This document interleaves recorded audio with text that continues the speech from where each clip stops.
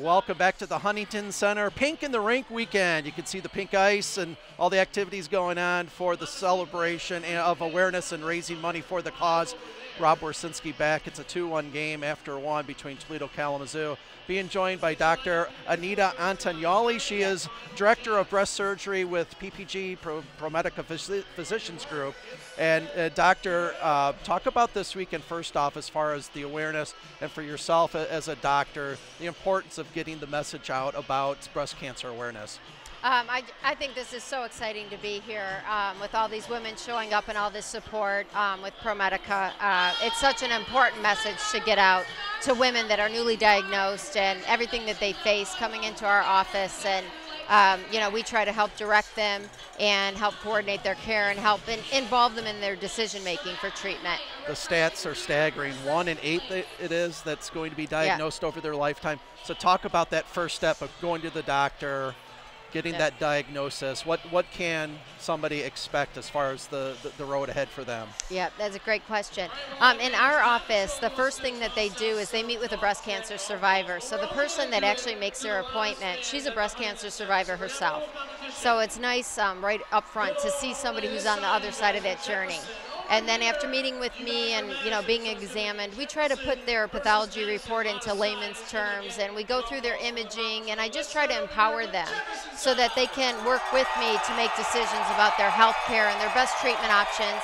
And then we refer them on to medical oncologists and radiation oncologists, plastic surgeons, and geneticists if needed. Talk about when should a patient be referred to a geneticist?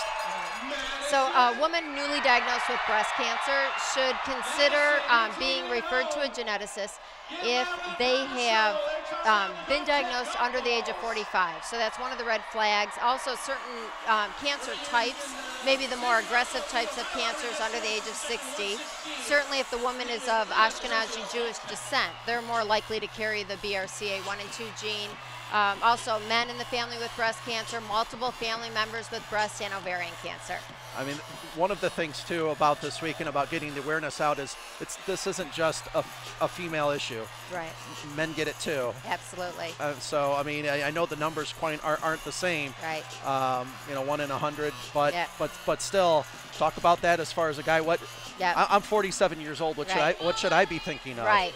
Right, so male breast cancer is pretty rare. It's 1% of all breast cancers, but you still have to be aware of that. And so with their physical exam, a man should have an exam done. And if they feel a lump or any change, then again, they can actually go through the same imaging that a woman does with a mammogram and an ultrasound and maybe even end up having a biopsy.